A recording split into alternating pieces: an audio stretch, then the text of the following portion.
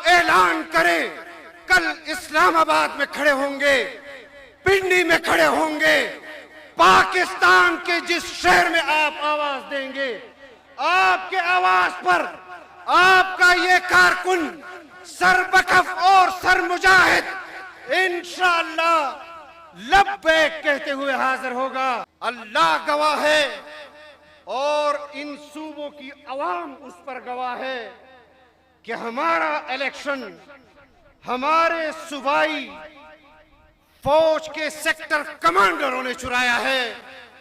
آج بھی اگر صوبوں پر حکمرانی کر رہے ہیں تو یہاں کے سیکٹر کمانڈرز کر رہے ہیں۔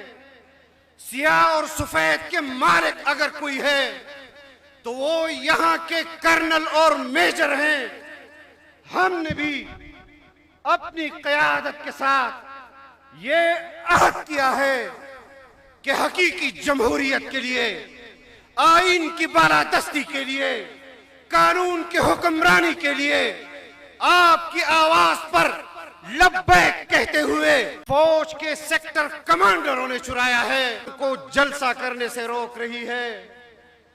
تو یہ وہی قوت ہے جس نے ہمارا الیکشن چوری کیا، جس نے ہمارے الیکشن پر ڈاکہ ڈالا، پنجاب کے اندر بھی، خیبر پختونخوا کے اندر بھی، بلوچستان کے اندر بھی اور سندھ کے اندر بھی۔ السلام علیکم ناظرین کرام، آپ کو مکمل ویڈیو دکھاتے ہیں۔ مولانا کے صاحبزادے نے آج ایسی تقریر کی کہ پوری قوم دیکھتی رہے گی۔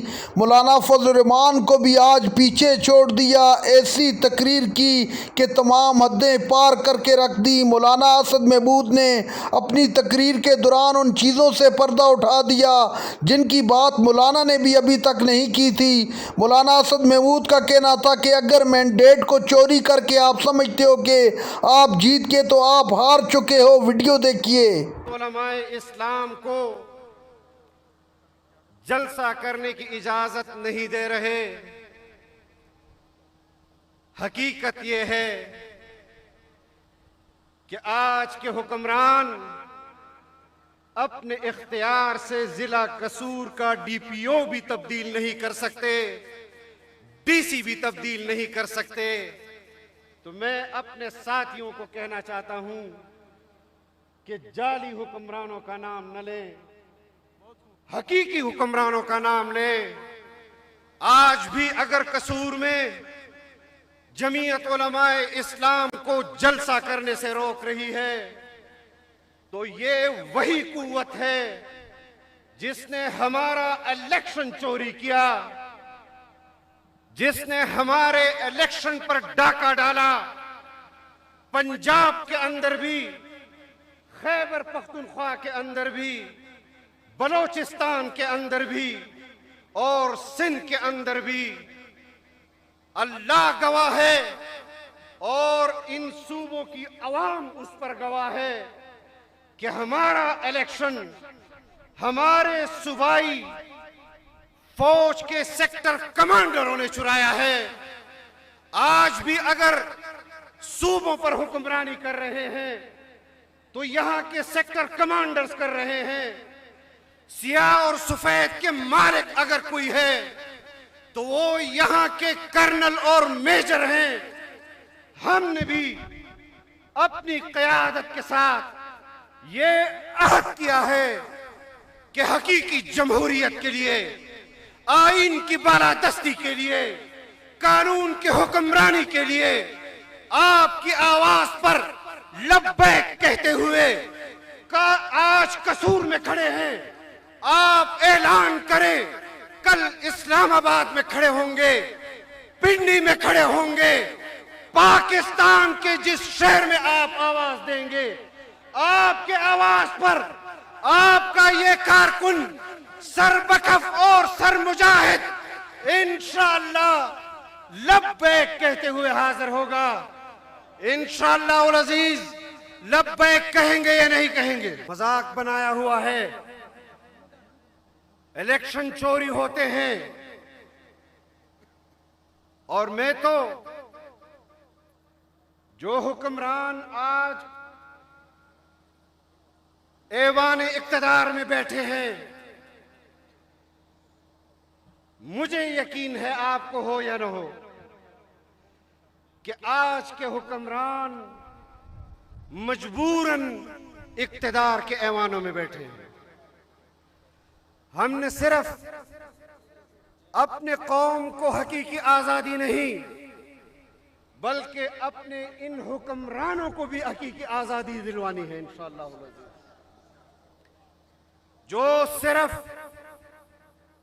सहूलतकारी का काम करते हैं, आईन में तरमीम करा लो तो ये अंगूठा लगाने के लिए तैयार, कानून में तरमीम करा लो तो ये अंगूठा लगाने के लिए तैयार।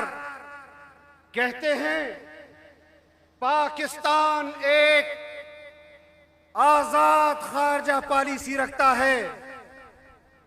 मैं भी कहता हूं कि पाकिस्तान एक आजाद रियासत, खुद मुख्तार रियासत के तौर पर हमारे अकाबिर और असलाफ ने कायम की थी, लेकिन पाकिस्तान का अवाम आज भी आजाद है, लेकिन पाकिस्तान का हुक्मरान आज भी गुलाम है। आज हमने ये अहद करना है कि हमने अपने हुक्मरान को भी आजाद करना है इंशाअल्लाह।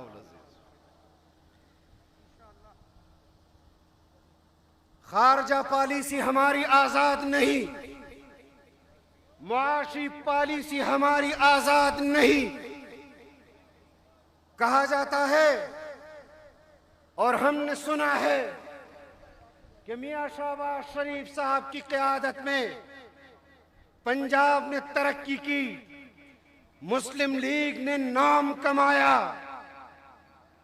आप बताएं कि गुज़िश्ता चंद सालों की हुक्मरानी में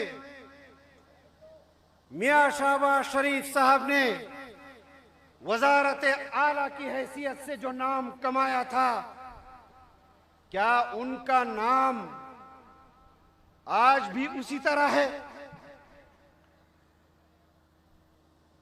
और किस बुनियाद पर होगा? नाज़रीन कराम, आपने वीडियो देखी मौलाना असद महमूद का तारीख़ी खिताब। आज ऐसी तकरीर की कि पूरा पंडाल दाद देने पर मजबूर हो गया।